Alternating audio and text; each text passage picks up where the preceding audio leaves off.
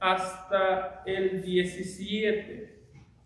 Segunda de Tesalonicenses, capítulo 2, versículos del 13 al 17. Y cuando lo tengan, si pueden, por favor, ponerse sobre sus pies y responderme con un amén.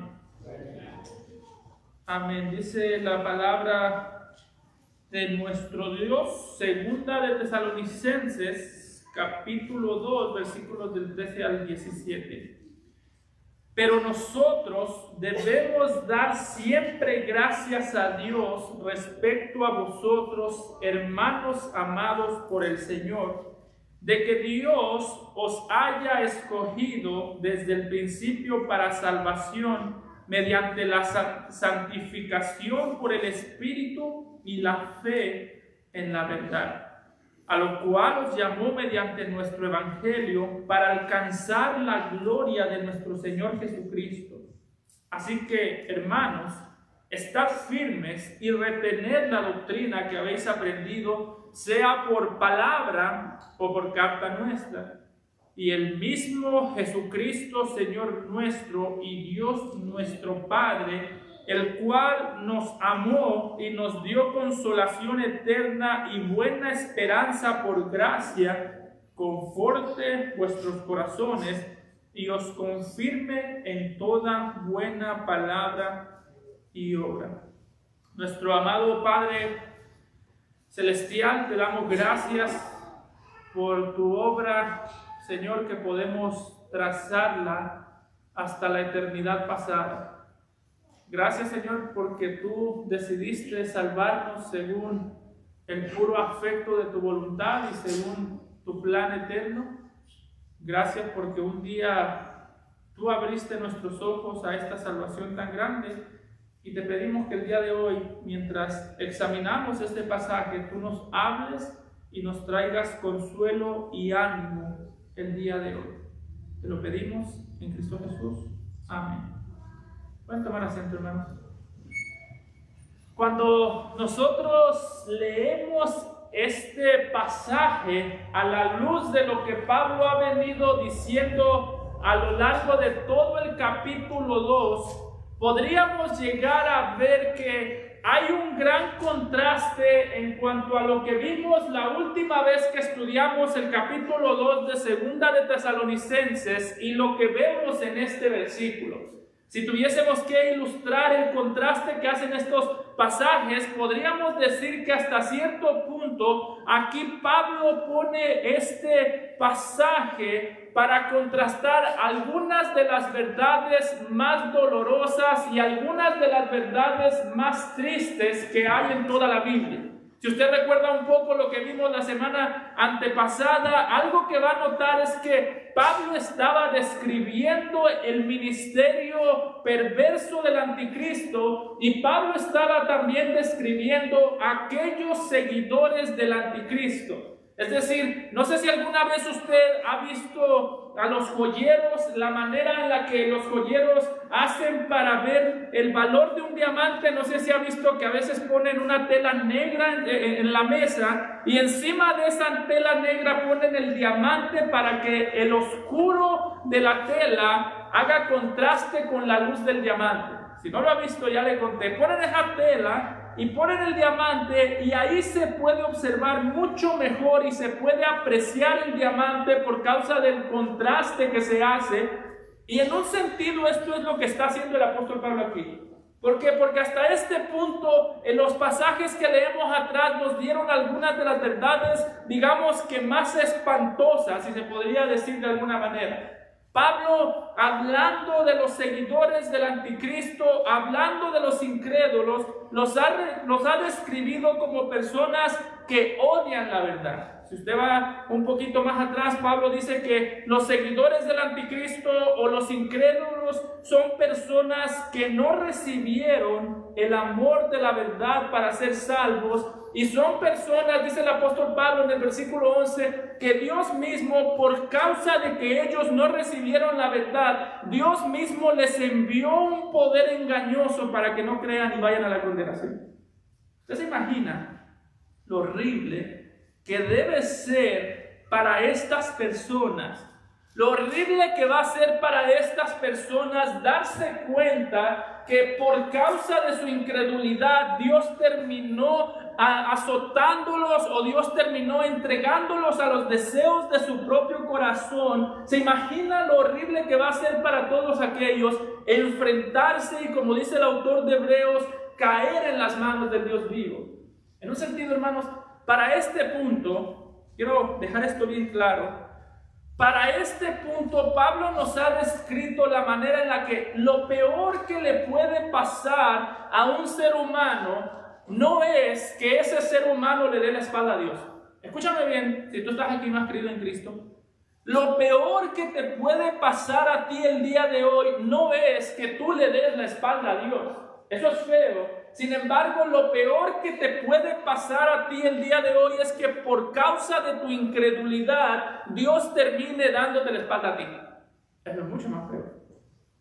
A veces pensamos que Dios es como persona que está todo el tiempo ahí rogando por atención, rogándole al pecador: ponme atención, por favor, préstame atención, si no voy a morirme de la tristeza, préstame atención para que yo pueda ser feliz. Pero no. Si tú no le prestas atención a Dios, Dios no va a dejar de ser tan glorioso como Él. Si tú no le prestas atención a Dios, tú no le estás haciendo un daño a Dios, pero Él sí te va a hacer un daño a ti.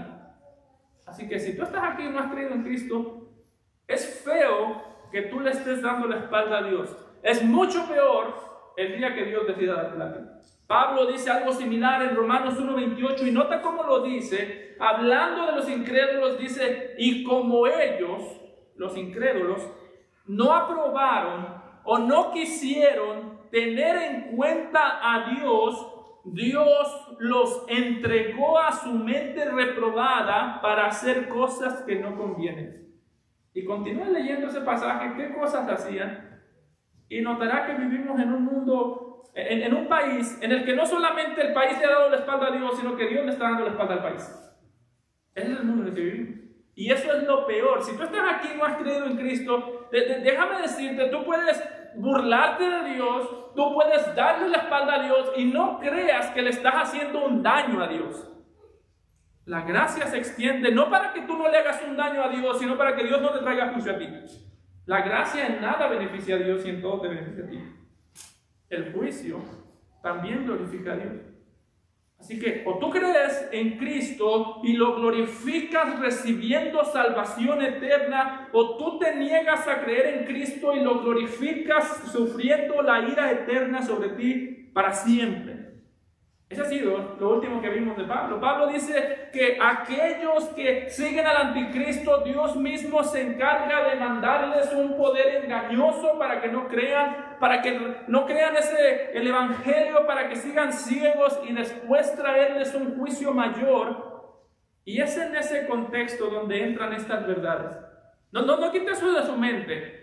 Son las peores palabras, son las peores noticias saber que existen las personas a las que Dios les ha dado la espalda y que nunca van a conocer la gracia. Saber que existen personas a las que Dios los ha entregado a los deseos perversos de su naturaleza y que nunca van a conocer la gracia. Y note versículo 13. Pero, ese pero es glorioso. Siempre que Pablo dice un pero, póngale atención. Dice Pablo: existen estos perversos que no conocen la verdad, que nunca conocerán la verdad, que Dios mismo los ha entregado a la mentira para que se deleiten en pecar, que Dios mismo les traerá juicio, pero nosotros debemos dar siempre gracias a Dios respecto a vosotros. Si no te contraste, existen aquellos hermanos que nunca van a creer, y existen ustedes que debemos dar gracias a Dios respecto a vosotros, hermanos amados por el Señor, de que Dios os haya escogido desde el principio para salvación, mediante la santificación por el Espíritu y la fe en la verdad. Dice el apóstol Pablo: existen aquellas personas que nunca van a creer, que odian a Dios, que Dios mismo se va a encargar de entregarlos a los deleites de su perverso corazón, que Dios mismo los va a traer juicio. Sin embargo, dice Pablo, ustedes no son de ese tipo. Y debemos dar gracias a Dios. Note que para Pablo, Dios es soberano sobre los que se salvan y sobre los que se pierden. Dice Pablo, los que se pierden están en la mano de Dios. Dios tiene control de ellos. Dios mismo los ve. Dios mismo los ha entregado a juicio. Y los que se salvan también están en la mano de Dios. Y Dios mismo los ha elegido desde el principio. Dios los ha elegido. Dios los ha salvado. Y Dios es el que los conservará. No sé si alcanza a notar, hermano, pero escuchar el Evangelio es una cosa peligrosa. Es muy peligroso. ¿Por qué? Porque el mismo evangelio que produce salvación en la gente es el mismo evangelio que puede producir dureza en el corazón no arrepentido. Cada vez que tú escuchas el evangelio, no continúas igual. O te vuelves más sensible a la verdad, o te vuelves más endurecido a la verdad y con más amor a la mentira. Piénsalo de esta manera.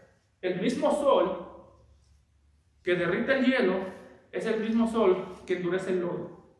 El mismo evangelio que rompe el corazón pecaminoso, que rompe como martillo, que quema el corazón como fuego para que creamos a la verdad, es el mismo que si tú te acostumbras a escuchar sin creer, puede traerte endurecimiento. Así que si tú estás aquí, estás siendo expuesto a la verdad que proviene de Dios, y la manera en la que tú respondes a esa verdad dice mucho de para dónde va tu corazón. A veces lo más triste que existe, hermanos, no son las personas que nunca han escuchado el Evangelio. A veces decimos, pobres aquellos que nunca han escuchado el Evangelio. Sí, pobres, Dios quiere que lo escuchen, pero lo más triste que existe no son las personas que escuchan el Evangelio, los que no han escuchado el Evangelio. Lo más triste que existe son las personas que escuchan el Evangelio domingo a domingo, pero no lo creen. Porque dice el apóstol Pedro en su epístola, mejor les hubiese sido jamás escucharlo que escuchándolo no creerlo. Dice Pedro, es peor. Hay peor juicio para el que escucha y rechaza que el que nunca escucha. Para los dos hay juicio, pero hay un peor juicio. Así que tengamos cuidado con acostumbrarnos a escuchar sin creer. Porque dice el apóstol Pablo, Dios está en control de ambos. Dios tiene en la mano a los dos. Y nota que cuando describe la salvación del cristiano, lo hace involucrando a las tres personas de la Trinidad. Note nuevamente el versículo 13. Pero nosotros debemos dar siempre gracias a Dios respecto a vosotros, hermanos amados por el Señor, de que Dios os haya escogido desde el principio para salvación, mediante la santificación por el Espíritu y la fe en verdad. Las tres personas de la Trinidad están descritas en este pasaje. Dice Pablo que es Dios el Padre el que nos escogió desde el principio. Es Dios el Hijo el que nos dio a conocer el amor. Es el Señor, como usualmente le llama Pablo al Señor Jesús en esta carta. Es el Señor Jesucristo el que nos da a conocer su amor en la cruz del Calvario, el que nos hace conocer el amor del Padre. Y es el Espíritu Santo el que nos santifica, separándonos para el Evangelio y haciéndonos crecer en el Evangelio. Las tres personas de la Trinidad están activamente obrando en nuestra salvación. En esto, hermanos, la Biblia es bastante clara. Vaya conmigo también, 1 de Pedro, capítulo 1, versículo 2. No, como dice Pablo, fuimos elegidos, fue Dios el Padre el que nos eligió desde el principio. ¿Y cuál es ese principio? Hay personas que dicen, aquí Pablo está diciendo que Dios escogió a estos hermanos desde el principio, cuando la iglesia de Tesalónica fue formada. Bueno, usualmente esas palabras no se utilizan para hablar de un tiempo de la historia. Usualmente esas palabras, más que describir un tiempo en la historia, más que estar diciendo que Dios eligió a su iglesia, a la iglesia de Tesalónica cuando la iglesia fue plantada, usualmente las palabras desde el principio hacen referencia a la eternidad pasada. Juan 1:1, en el principio era el Verbo.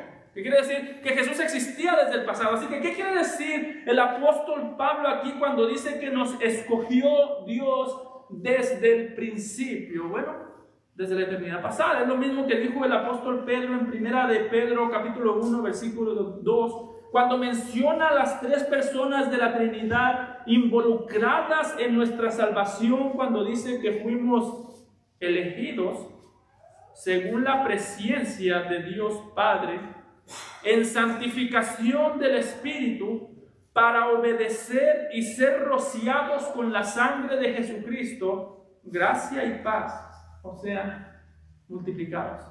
Dice Pablo y dice Juan y dice Pedro que Dios el Padre nos eligió en el pasado según su presciencia, es decir, según, como dice Pablo, a los que antes conoció, según decidió entregarnos su amor desde antes de la eternidad, antes de la fundación del mundo. Y lo que nosotros conocemos el día de hoy es el fruto de decisiones que Dios tomó en la eternidad pasada. Hay un sentido, hermanos, en lo que tanto Pablo como Pedro quieren recordarnos la manera en la que nuestra salvación, escucha esto muy bien, si tú has creído en Cristo el día de hoy, si tú has creído en el Señor Jesucristo, has sido rociado por su sangre, como dice el apóstol Pedro, a través de la fe, hay un sentido en que tu salvación estaba segura desde antes de tu nacer y desde antes de tu creer. Eso es la doctrina de la elección. La doctrina de la elección no dice que nosotros venimos a Dios por nuestra propia iniciativa, sino que dice que la salvación en última instancia dependía no del que la necesitaba, sino del que podía darla. Y eso es importante saber. La salvación éramos nosotros los que la necesitábamos, pero era Dios el interesado en darla. No sé alguna vez ha considerado eso. El ser humano es la persona que más necesita la salvación, pero es la persona a la que menos le interesa la salvación. El ser humano es la persona más necesitada de salvación, pero es la persona que menos piensa en salvación. Dios es el que no necesita salvar, pero el principal interesado en otorgar salvación. Y dice aquí el apóstol Pablo, debemos darle gracias a Dios por eso. Es decir, cuando pensamos en esta doctrina de la elección, dice Pablo, solamente pensar que Dios eligió de entre tantos pecadores salvar a algunos, lejos de llevarnos a cuestionarlo, dice Pablo, deberíamos darle gracias, porque eso quiere decir que mi salvación estaba segura desde antes de yo nacer. Eso quiere decir, hermanos, que cuando nosotros pensamos en la salvación, déjame decirte esto, Dios no te entregó a ti misericordia porque tú creíste, no, tú creíste porque Dios decidió darte misericordia. Salmo 103, versículo 17, nota cómo lo dice el salmista, mas la misericordia de Jehová es desde la eternidad, desde antes de la fundación del mundo, y hasta la eternidad, hasta después que se acabe el mundo, sobre los que le temen. Dios no tuvo misericordia de ti porque creíste solamente, no. Tú creíste porque Dios decidió derramar su misericordia sobre ti desde la eternidad pasada. Y usted dirá, ¿y eso qué tiene que ver con lo que Pablo venía hablando del anticristo? Tiene todo que ver. Porque Pablo sabía que estos hermanos podrían estar temerosos por causa del anticristo. Estaban pensando, Pablo, ¿qué va a pasar con nosotros cuando aparezca el anticristo? Y Pablo les está diciendo, no se preocupen. Su salvación está segura desde antes que ustedes nacieron. Pablo, pero va a venir el anticristo. El anticristo va a venir a buscar destruirnos, va a buscar quitarnos la vida. Y Pablo está diciendo, no se preocupen, desde antes de nacer, Dios ya los tenía seguros sobre la palma de sus manos. Hermanos, una salvación que fue diseñada antes de la fundación del mundo, una salvación que nuestra salvación fue diseñada desde antes de la fundación del mundo, por lo tanto no existe nada en este mundo que nos la pueda quitar. El mundo entero se puede levantar. Cuando se levante el anticristo, déjelo que se levante, está en las manos de Dios. Cuando se levante el mismo Satanás, déjelo que se levante, que desate todo el poder infernal contra la iglesia. Eso no quita que la misericordia del Señor es desde la eternidad hasta la eternidad. Si tú has creído en Cristo, tú estás seguro desde antes de nacer. Si tú has creído en Cristo, tú estás seguro desde la eternidad pasada. De hecho, nota lo que el apóstol Pablo está haciendo aquí. Este contraste que hace, dice, los seguidores del anticristo no creyeron, sino que rechazaron la verdad, escucharon la verdad, estuvieron expuestos a la verdad. Muchos de ellos estuvieron en la iglesia como si pertenecieran a la verdad y se fueron porque, como dice el apóstol Juan, salieron de nosotros porque no eran de nosotros. Dice, salieron, dejaron la verdad. Sin embargo, la razón principal por la que dejaron la verdad no es solamente, no es, mejor dicho, porque la verdad no era lo suficientemente atractiva. ¿Alguna vez usted se ha preguntado cuál es la diferencia entre un hijo de Dios y alguien que odia a Dios? ¿Cuál es la diferencia entre alguien que ha creído en Cristo y alguien que no cree en Cristo? Mira, bueno, esa es la diferencia, que uno cree y el otro no. Sí. Ante nuestros ojos, la diferencia entre alguien que cree y alguien que no cree solamente es eso, que uno creyó y el otro no. Ante los ojos de Dios, la diferencia es que hubo personas que Dios eligió para salvación y hubo personas que Dios dejó en su perdición. Déjeme ser cuidadoso con esto.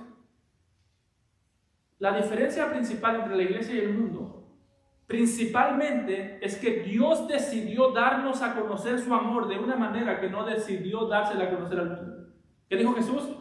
Yo te ruego por estos, Padre, cuando luego en Juan 17, te ruego por estos porque tuyos son y tú me los diste. ¿Y qué dice Jesús? No te ruego por el mundo. Sabemos que Dios ama al mundo entero. Jesús dijo que Dios hace salir su sol sobre buenos y malos. Él alimenta a buenos y malos. En ese sentido, Dios ama al mundo entero, pero cuando se trata de su amor complaciente, hay un amor que Dios tiene por la iglesia que no tiene por el resto del mundo, y este amor lo tiene desde la eternidad pasada. El apóstol Juan es claro en cuanto a esto en Apocalipsis 17:8, cuando hablando precisamente acerca del anticristo, diciéndonos que existen personas que seguirán al anticristo y existe una iglesia que permanecerá fiel. Dice, note la razón, o note cómo Juan describe a estos seguidores del anticristo en Apocalipsis 17:8. Dice, los moradores de la tierra, aquellos cuyos nombres no están escritos desde la fundación del mundo. ¿Sí nota la relación? Pablo dice, debemos dar gracias a Dios que los escogió desde el principio.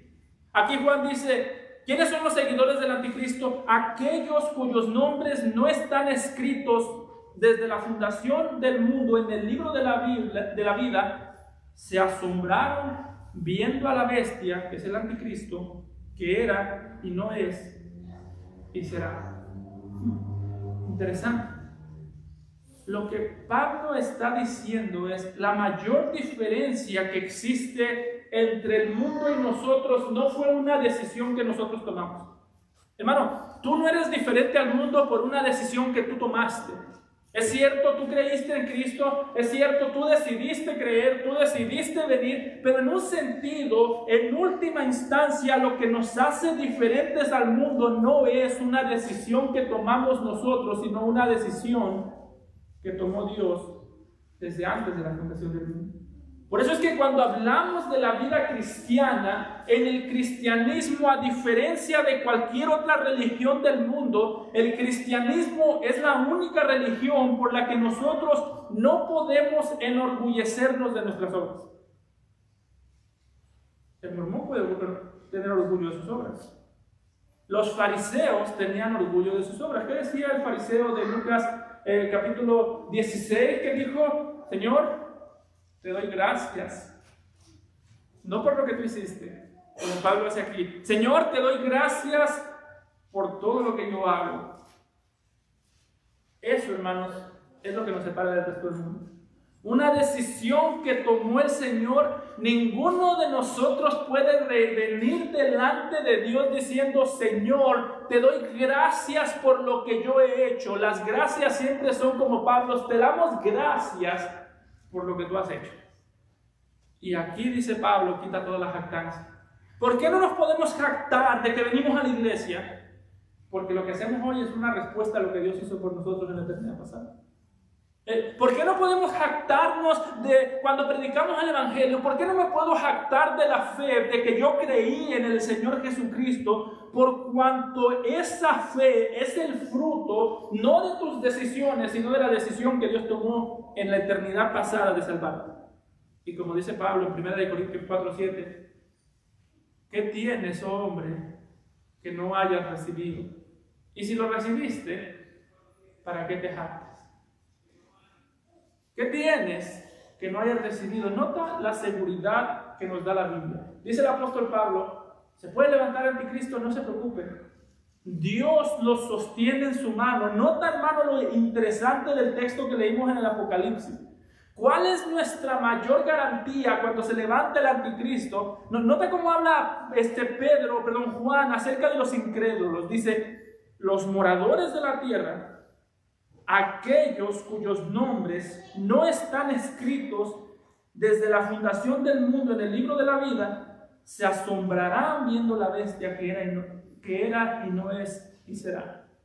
Dice Juan, ellos se pueden asombrar. ¿Por qué nosotros no? Porque otra vez estamos seguros desde antes de la fundación del mundo. Juan aquí no está diciendo que tu nombre fue escrito en el libro de la vida el día que creíste. Eso no es lo que enseña la Biblia.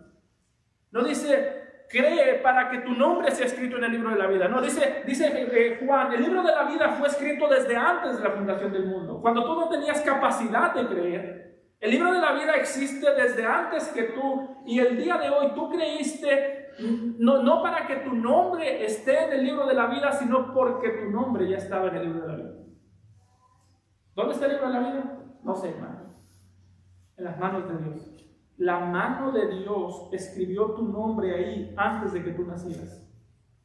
Y dice Pablo, ¿estamos seguros? Pablo no niega que se van a levantar persecuciones. Pablo no niega que se va a levantar el anticristo. Pablo no niega que te pueden quitar la vida. Lo que Pablo dice: nadie te puede arrebatar de las manos de Dios. Y ahí estamos seguros. Ahora, en esto debemos ser claros. Quizás usted esté escuchando: entonces lo que debo entender es que yo soy salvo porque Dios me eligió. Sí. Entonces no soy salvo porque yo creí. No. Mejor dicho, usted es salvo porque Dios lo eligió y usted es salvo porque usted creyó. ¿Cuál de las dos, pastor? Las dos. Note cómo lo dice Pablo, que Dios nos salvó en santificación por el Espíritu y por la fe en la verdad. La fe no es otra cosa que la respuesta humana que nosotros debemos dar. Somos responsables de creer, pero nuestra fe no es otra cosa más que una respuesta que apunta a la eternidad pasada y nos recuerda la obra que Dios ha hecho desde la eternidad. ¿Quiero dejar eso claro? La fe es el medio por el cual usted recibe lo que Dios ya había planeado darle desde antes de la fundación del mundo. La fe no produce que Dios te ame. Dios no te ama porque tú tienes fe. Tú tienes fe porque Dios te ama. La fe no hace que Cristo fuera a morir por ti a la cruz del Calvario. Cristo no murió por ti porque sabía que tú ibas a tener fe. Cristo murió por ti para que tu fe, la fe que proviene de Dios, tuviese una sustancia, tuviese algo o tuviese el fundamento que trae salvación. Así que cuando nosotros hablamos de la fe, es una responsabilidad humana. La responsabilidad humana no quita el hecho de que Dios es soberano, y la soberanía de Dios no quita el hecho de que el hombre es responsable de creer. Si yo digo, yo vine a Cristo, ¿es correcto? Sí. Y si yo digo, Dios me trajo a Cristo, ¿es correcto? Sí. ¿Qué dijo Jesús? Nadie puede venir a mí.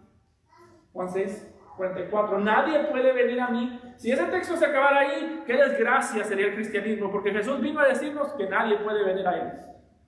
Pero dice, nadie puede venir a mí, a menos que el Padre que me envió lo trajese, y yo le resucitaré en el día postrero. Jesús, entonces yo creo en ti porque vine o porque me trajeron. Las dos cosas. Viniste y te trajeron. Pero entonces la fe, note cómo el apóstol Pablo no cancela eso. Note cómo dice el versículo 14. Somos salvos por la fe en la verdad. Y otra vez, vine o me trajeron. Las dos cosas. Note cómo lo dice Pablo. A lo cual os llamó mediante nuestro evangelio para alcanzar la gloria de nuestro Señor Jesucristo. Dice Pablo, Dios preparó esta salvación desde antes de la fundación del mundo y se las hizo llegar a través de nuestro evangelio. Así que ustedes creyeron y eso les dio salvación. Pero la fe que ustedes tienen no debe recordarles, o la fe que nosotros hemos puesto en la verdad no es un testimonio de nuestras capacidades para creer o un testimonio de nuestras capacidades para entender el evangelio, no. La fe es un testimonio de lo que Dios ha hecho desde la eternidad pasada y lo que hará hasta la eternidad futura para guardarnos en la salvación. Por eso, si usted me acompaña a Tito 1:1, note que cuando Pablo describe la fe, la describe como la fe de los elegidos. Note, el apóstol Pablo en Tito 1 dice que él es siervo de Dios y apóstol de Jesucristo, conforme a la fe de los escogidos de Dios. Dice Pablo, cada vez que yo predico el evangelio, recuerdo lo que Dios hizo en la eternidad pasada. Cada vez que yo predico el evangelio, recuerdo que Dios, el evangelio, la predicación del evangelio tiene sentido solamente porque Dios eligió a personas desde la eternidad pasada. Por eso dice, yo soy un apóstol y siervo de Jesucristo conforme a la fe de los escogidos. Pablo era muy distinto a nosotros en eso. Hay gente que dice, pues si Dios ya escogió gente y se van a salvar, ¿para qué predicamos el evangelio? Es la lógica, ¿no? Ya Dios los escogió, no se pueden perder, están seguros desde antes que nacieran, mi salvación estaba segura desde antes que naciera, ¿para qué predicar el evangelio? Y Pablo decía, porque Dios eligió. Es decir, si Dios no eligió a nadie para salvación, ¿para qué predico el evangelio? ¿De verdad creemos que el hombre es capaz de venir por sí solo? No, no es capaz.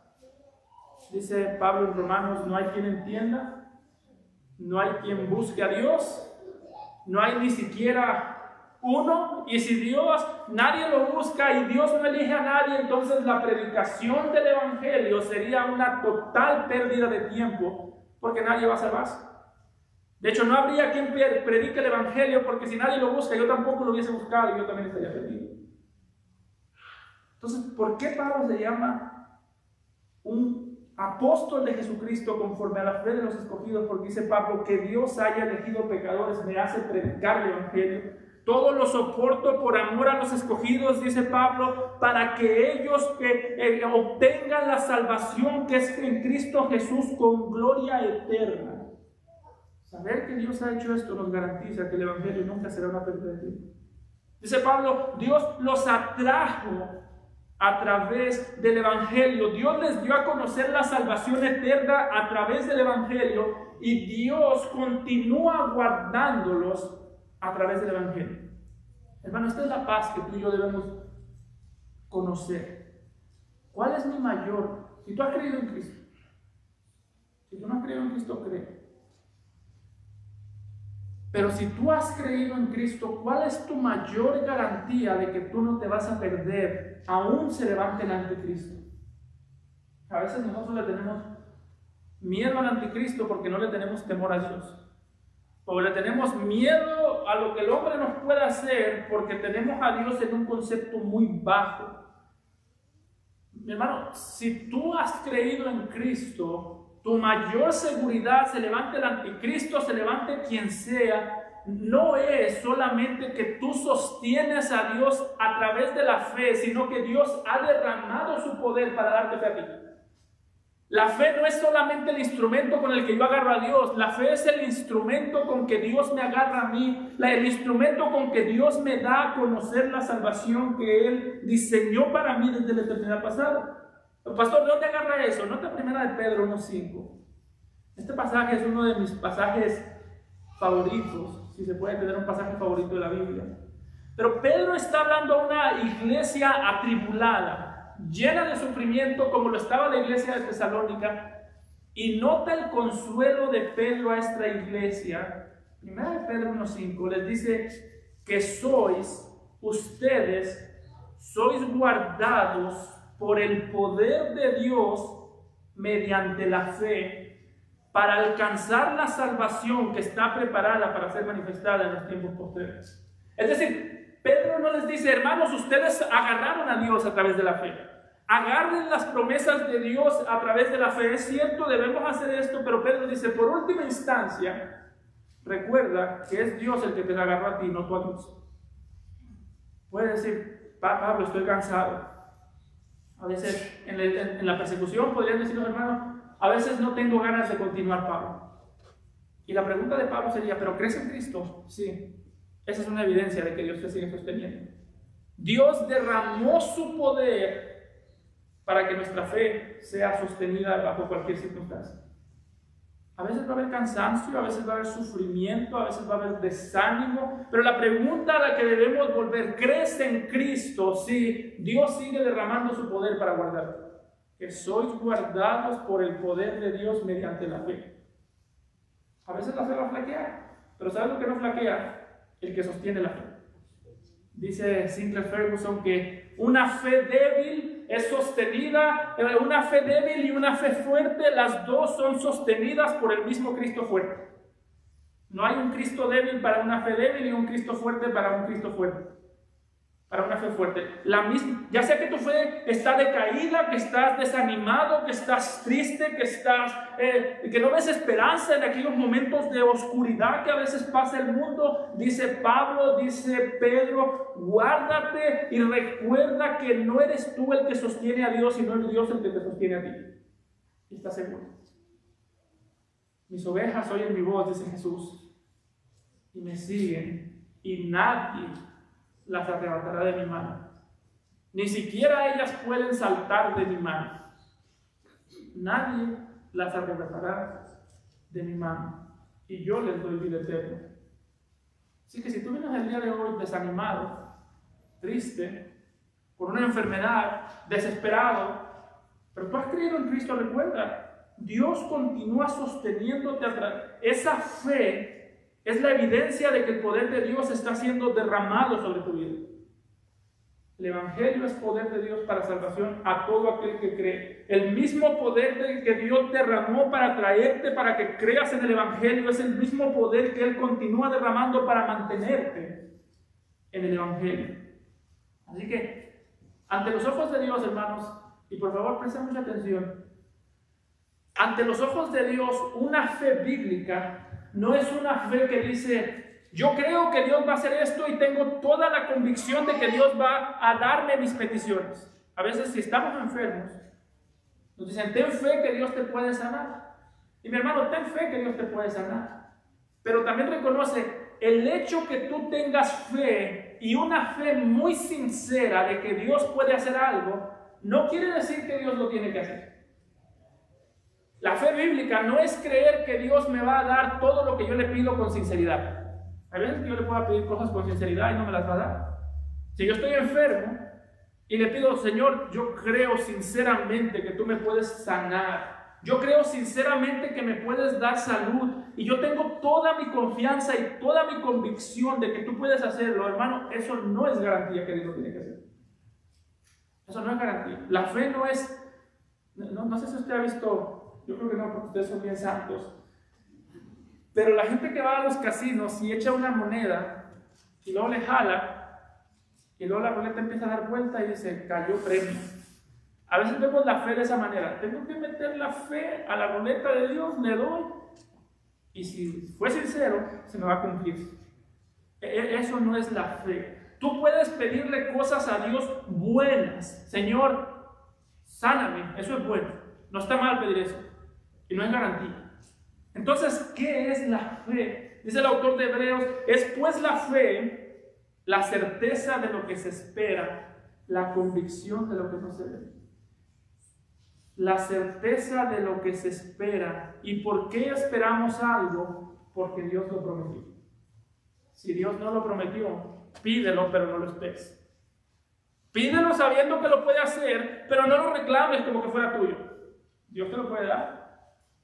La fe no es creer que Dios puede hacer todo lo que, o que Dios va a hacer, mejor dicho. La fe no es creer que Dios va a hacer o que está obligado a hacer todo lo que yo le pida. La fe es creer que Dios va a cumplir todo lo que Él ha prometido. Y si no lo ha prometido, no hay garantía de que suceda o no suceda.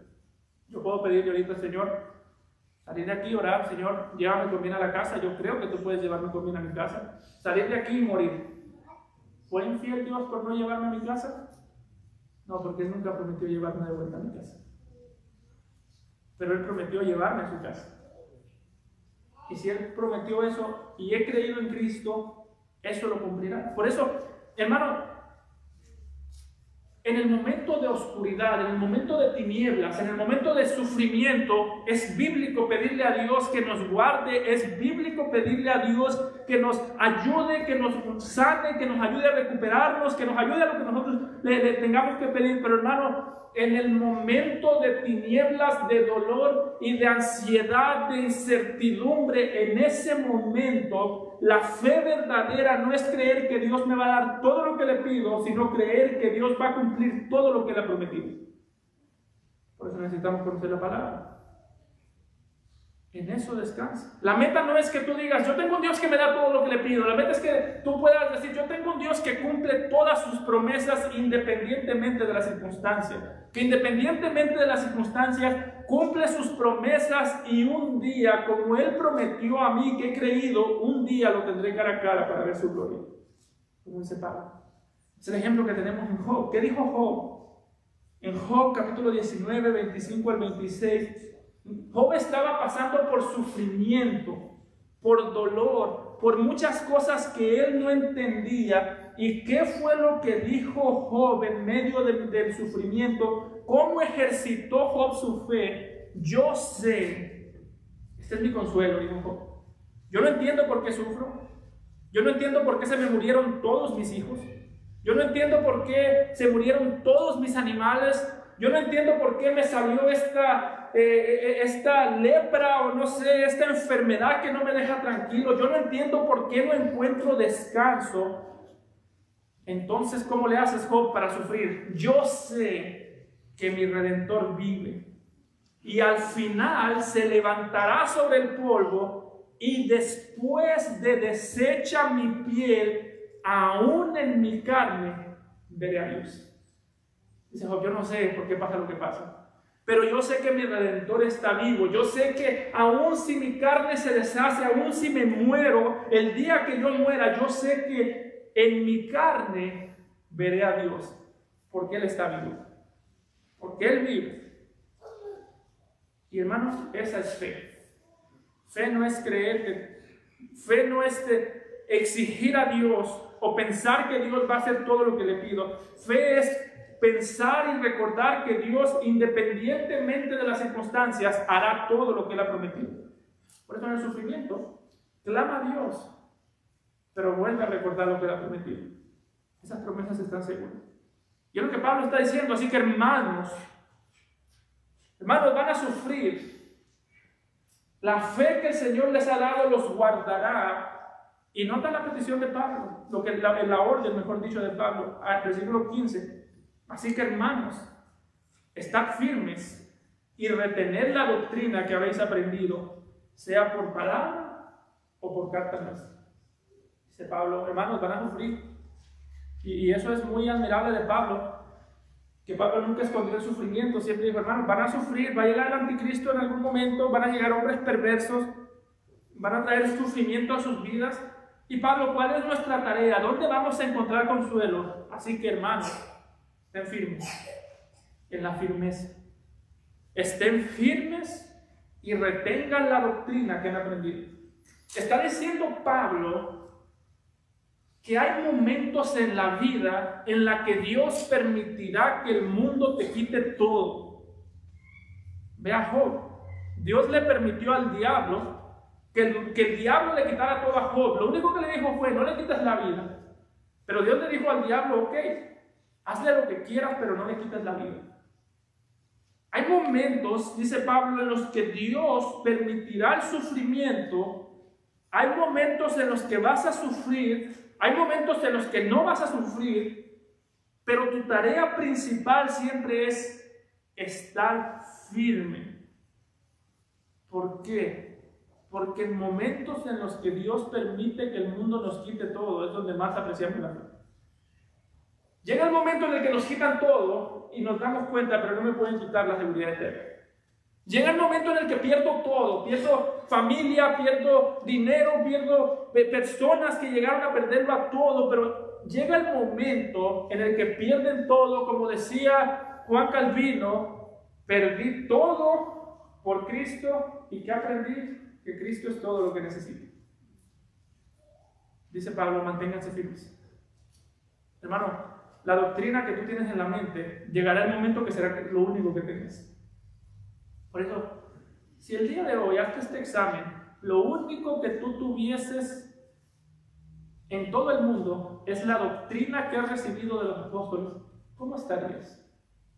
No quiero ser pesimista, pero si llegando a tu casa pierdes a tus hijos, pierdes a tu esposo, a tu esposa, pierdes familia, pierdes tu casa, pierdes todo, y lo único que tienes es lo que han hablado los apóstoles, ¿cómo sería tu vida? ¿Por qué digo esto? Porque muchos cristianos, ese es su cristianismo. Fueron a la iglesia, perdieron a su familia, sus padres los quieren matar, vaya a Medio Oriente. Dicen que una vez en Corea del Norte, leí en una revista hace poco que llegó el gobierno coreano para perseguir a unos cristianos y ahí, si usted es cristiano, lo matan. Y dice que una vez, estando el gobierno ahí, le dijeron al padre, reniega el evangelio, le sacamos los ojos a tu hijo. Esto es una historia verdadera. Y que el niño le dijo, papi, no reniegues, el Señor me dará nuevos ojos en la gloria.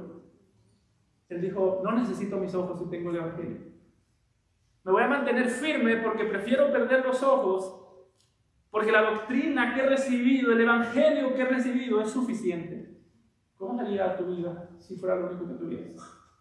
No estoy diciendo que pierdas todo, lo que estoy diciendo es vivamos nuestras vidas reteniendo esta doctrina, sabiendo que a todos nos pasan momentos en esta vida, la vida es cruel, el mundo es cruel, el sufrimiento está a la orden del día, y vivamos sabiendo que va a llegar el momento en el que lo único que te va a acompañar será la doctrina que has creído. Tú puedes morir rodeado de familia, pero en tu lecho de muerte nadie te va a acompañar, solo lo que has creído. Por eso, jóvenes, ustedes pueden morir con dinero, con educación, con una buena vida. En su lecho de muerte nadie los va a acompañar. Aunque la casa esté rodeada de gente, estarán solos enfrentando a la muerte. ¿Con qué la van a enfrentar? ¿Con los títulos que tengan? ¿Con la admiración que tengan del mundo? ¿O con el evangelio de Cristo? Esa es la experiencia del ladrón en la cruz. Se fue a la cruz solo, nadie lo acompañó, estaba ahí solo con la muerte delante de él a cuestión de segundos de experimentarla, de vivirla, o de, mejor dicho, perder su vida ante la muerte. Y él dijo, si yo voy solo, esto es un desastre, acuérdate de mí cuando estés en tu reino. Así que la fe, hermano, es el medio por el cual Dios nos guarda. Si no tienes nada, pero tienes la fe en el Señor Jesucristo, lo tienes todo. Si te quitan todo, nadie puede tocar tu fe, no te han quitado nada. Pablo dice, reténganlo, sostengan esa verdad, retengan la verdad del Evangelio, retengan la doctrina. Versículo 16, nota Pablo dice en el versículo 15, esta es nuestra responsabilidad, retenerla, mantenernos firmes, no soltarla, prestarle atención, crecer en el conocimiento de la verdad. Si el versículo terminara ahí, esto sería triste porque dirían, uy, Pablo, tengo una gran responsabilidad, no sé si la voy a poder hacer. Quizás usted siente eso, no sé si voy a poder hacer todo eso, pero note que Pablo termina con palabras de ánimo. Retén la fe, haz todo esto, y el mismo Jesucristo, Señor nuestro, y Dios nuestro Padre, el cual nos amó y nos dio consolación eterna y buena esperanza por gracia, conforte vuestros corazones y os confirme en toda palabra, buena palabra y obra. Dice Pablo, retengan la fe, retengan la doctrina, retengan lo que les he enseñado. Pero Pablo dice, por última instancia, recuerden, el que los guarda es Jesucristo. Retén la fe, toma ánimo en la doctrina, profundice en el conocimiento de Cristo, no solamente en términos teológicos, en conceptos teológicos, sino en comunión y relación. Crece en ello, pero por última instancia debes confiar no en tu amor por Cristo, sino en el amor de Cristo por ti. Por eso nota como dice el apóstol Pablo en el versículo 16, y el mismo Jesucristo, Señor nuestro y Dios nuestro Padre, el cual nos amó. Dice Pablo, por última instancia, descansen en el amor de Dios por ustedes. Descansen en saber que Dios los ha amado a ustedes. No vayan por la vida confiando en el amor de ustedes por Dios. Y eso es importante, hermano. ¿Tú sabes cuál es el mayor peligro que enfrenta el cristianismo, o los cristianos, mejor dicho? La mayor fuente de desánimo no es que el mundo te pueda perseguir. Hay cristianos que el mundo los persigue y no están desanimados. La mayor fuente de desánimo no es la enfermedad. Yo he visto muchos cristianos enfermos y no están desanimados. Entonces, ¿cuál es la mayor fuente de desánimo? Yo he visto cristianos saludables, cristianos frustrados, cristianos inmaduros, cristianos que según ellos necesitan crecer en amor por sí mismos. Yo he visto cristianos de todo esto. ¿Y sabes cuál es el mayor problema que todos tienen?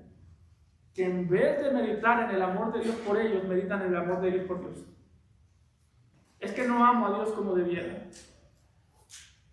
Siempre que yo escucho, es que no amo a Dios como debiera, yo digo, qué notición. No me lo hubiese imaginado. Hermano, no medites en si tú amas a Dios como debieras. No lo amas como debieras.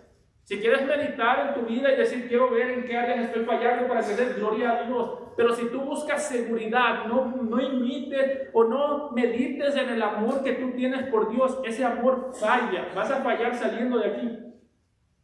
Pablo no meditaba principalmente en su amor por Cristo. En un sentido sí lo hacía, pero note como dijo Pablo en Gálatas 2:20. Con Cristo estoy juntamente crucificado.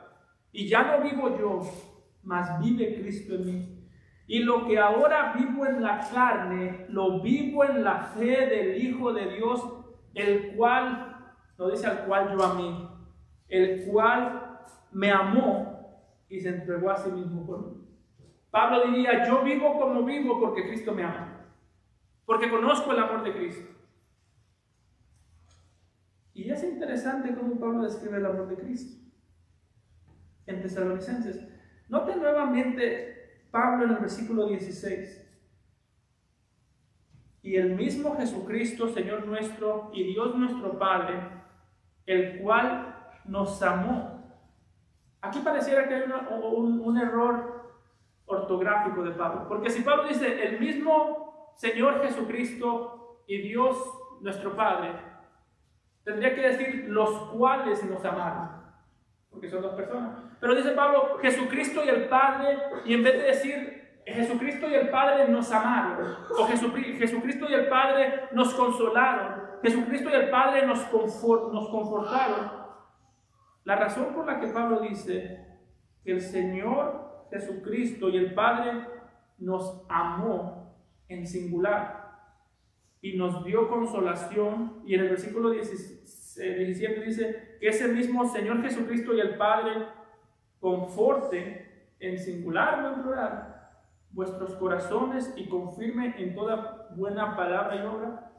No es porque Pablo no sabía escribir. No es que le podríamos decir a Pablo, no se dice el Señor Jesucristo y Dios el Padre nos amó, se dice nos aman en plural. ¿Pero por qué lo dicen en singular? Porque aunque son dos personas, Es un solo Dios.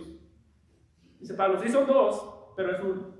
Sí son dos personas, pero es un solo Dios.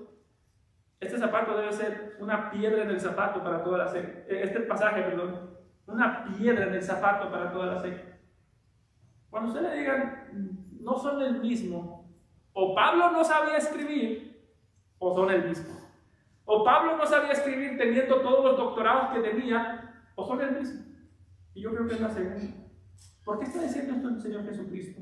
Perdón, Pablo. Porque está diciendo, nuestra salvación está en las manos del Dios Trino. El mismo, Dios el Padre, Dios el Hijo sostienen la salvación de su pueblo. Y como dijo el Señor Jesucristo en Juan 10, 27 al 29, mis ovejas oyen mi voz y yo las conozco y me siguen y yo les doy vida eterna y no perecerán jamás, ni nadie las arrebatará de mi mano. Mi Padre que me las dio es mayor que todos y nadie las puede arrebatar de las manos de mi Padre. Yo y el Padre uno somos.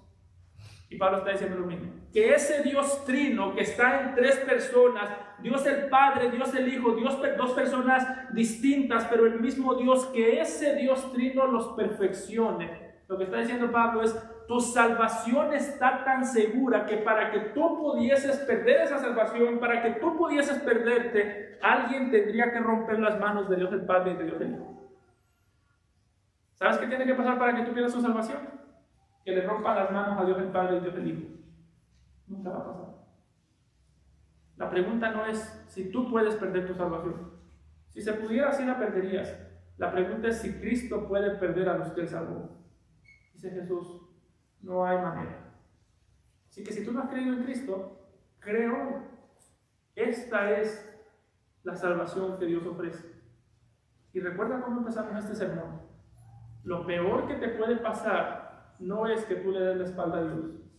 Lo peor que te puede pasar es que Dios diga, toda esta salvación ya no te la ofrezco.